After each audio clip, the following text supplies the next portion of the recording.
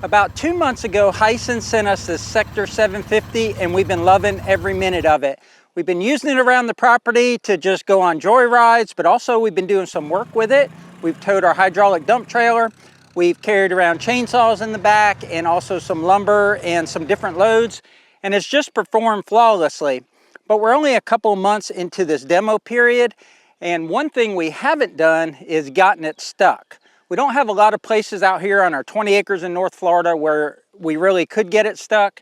So what we're going to do today is simulate a stuck type of situation and then pull ourselves out of it with the winch. Most UTVs, or side-by-sides as they're called, do not come with a winch stock, but HISUN sends this machine out stock with a 35-pound winch. Before we get into the winch and pulling yourselves out of a sticky situation, I just want to talk about things we really love about this machine. Number one is the looks. The 27-inch tires, it's just the whole package is put together nicely. It's just a really good looking machine. It's got adjustable shocks, and actually we had a viewer say that they had one of these machines, or they have one of these machines, and they said they put it on the softest setting, and we want to do that. We just haven't done it yet. One thing that we learned, and this is our fault for not reading the manual, is that we jumped in it and just started tooling around the property and it wasn't running correctly. Well, that's because the seatbelt wasn't fastened. It has some sort of governor or some sort of safety on it, and unless the seatbelt's fastened, it'll only go a couple miles an hour. Top speed is supposed to be 55 miles an hour, but we're still in the break-in period, so we haven't gone more than about 25 or 30 miles an hour. And again, we only have 20 acres, so there's only so many straightaways. Now, like I mentioned earlier, we've been putting it to work out here on the farm, but we also have been taking my 80-year-old mother around the property, and she just loves it. So it's been a great family machine. It's been a great machine also here for our property. But getting back to the winch, the first thing that I did this morning before I started this video was I wanted to make sure I was familiar with the winch. It comes with a remote control, and one thing that I want you to take note of is that remote control has a really different battery. It's not a AA or a AAA, and I recommend you get a spare battery. As soon as this video is over, I'm going to go on Amazon and order me a couple to keep in there, because there's multiple ways that you can let the winch cable out and bring it in, and one of them's with the remote. But the machine also has some switches inside that let the line play out. But if you're by yourself, you want to be able to hold this line and use your remote to let the line come out and not have to go inside, hit the button, let a little out, and then pull it out so that it doesn't get tangled. The winch is electrically powered by the battery on the machine, so you got to turn the power on, and then you have a winch out and a winch in button here, and also you have that on the remote. But one thing I wanted to mention about this machine, again, before we get into the winch, is that it has a locking front differential. And a lot of people don't understand four-wheel drive. They think all four tires are always pulling a machine along, and that's not true. In order for a vehicle to turn, it has to have an open differential. I think what you're going to find in most pickup trucks and ATVs is that you really have a two-wheel drive, except one of them's in the back and one of them's in the front. And so power is applied to the tire that has the least amount of resistance in the back and the same in the front. But with this machine, you can lock in the front differential, so you'll get both tires in the back. And so as a minimum, when you're in a sticky situation, you'll have 3 tires helping you out. But let's say all of that fails you and you're stuck, you use your winch. I didn't measure the cable when I pulled it all the way out, and it is a rope, so it's not a wire cable that'll actually put wire strands in your hand when you're dealing with attaching it. But I pulled it all the way out, and it went a fair distance. I would say it's all of 50 feet, if not more. But what I found when I went to pull it out is this protective material over the blue cable gets bound up inside the winch. So I had a heck of a time pulling this out, because this is bigger than the cable, and the cable is already got the winch drum full. So that's one thing I would say, that even if you have a brand new machine, don't trust the manufacturer to get it exactly the way you want it and easy to use, because they're not going to be there when you're stuck.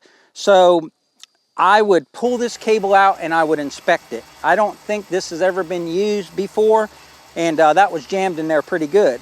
And then I continued to pay the cable out with the remote, and I got it about halfway out. And if you're not familiar with winches, as that winds around the drum, the cable winds around the drum, if you don't have tight windings, the cable will slip in between the windings, and about halfway out, it was stuck. Like I couldn't pull it out. I actually had to attach it to something and hit reverse, hit forward on the winch, and it got it all unjammed and got it all out. You don't want to do that when it's muddy and you're tired and sweaty and mosquitoes are biting you. You don't want to figure all that out in the field. So I recommend any brand of UTV that you get, that you pull that cable all the way out, and then when you put it back in, wind it correctly and just get it set to a good baseline. And then after you use it, do the same thing, because if you get stuck, you just want to get unstuck, and you're probably not going to take the time to put that all back together right. So I don't know where I'm going to hook this. For right now, I've got it here, but I don't want to jam all this extra material into the winch drum. The winch also has a free spool, so if you turn it this right here to out, you can actually pull the cable out without using the remote control. I'm gonna go get a tractor now and park it here. We're gonna back this down into the pond. Not into the pond, we're gonna back it down to the pond's edge, and then we're gonna use the winch to pull it out, and it should have no problem. I think this is about a 2,000-pound machine. We got a 3,500-pound winch, and my tractor weighs about, I think, 3,500 pounds. So I don't think there's any chance of both of them going into the pond.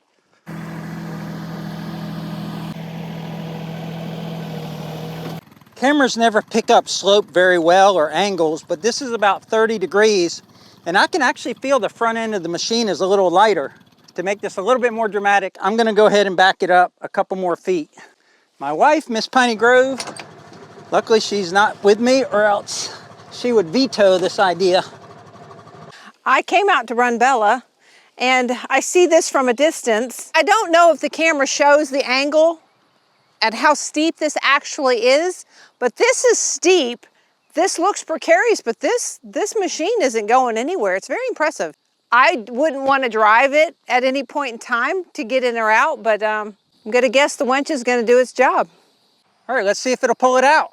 Got the remote right here, and on the side of the remote, it actually says on or off, so you actually have to turn the remote on. All right, we'll turn the machine on so it has power to the winch.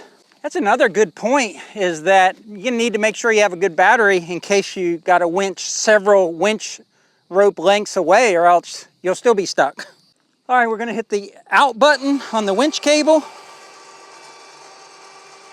We're gonna go to the Summit tractor, and what I wanna make sure is that this cable doesn't hit the bucket on the tractor.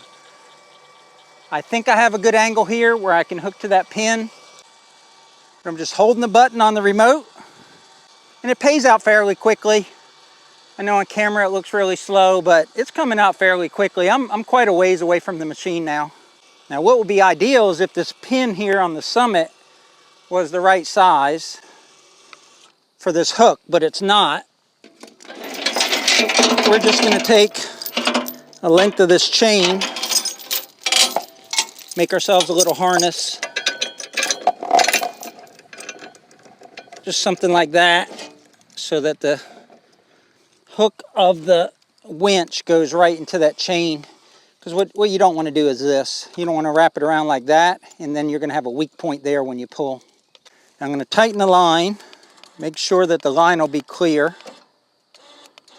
So when this thing is tight, this is going to have a lot of energy, and you can already see the value of the remote. If I didn't have the remote, someone would have had to be in the machine and let all this line out. We're going to put this closer to here, so in case that line breaks, that'll take up the energy so it doesn't hit the UTV where I'll be. If it hits the tractor, it's no big deal because no one will be on the tractor. I'm going to take the parking brake off so it's in neutral and then winch it out. Parking brake's off. I'm gonna go ahead and start it so that we don't run the battery down. But I'm not gonna use anything to assist me going up. I'm just holding in the winch in button on the machine. And I got the machine in neutral. All right, so I think that shows that it'll definitely pull this up here. Now I'm gonna apply the brake and just see if I can pull it with the brake applied. I didn't keep doing that because I could just feel it digging in. If you were coming out of a muddy situation, you would have the tires turning and helping you come up here so you're not putting all the strain on the winch. Well, good thing I have a camera lady, because she told me about the towel, which I couldn't see. That's pretty tight, so I'm gonna stay away from it. So all the way to this machine, it's in neutral. Would have went down the hill if that cable snapped.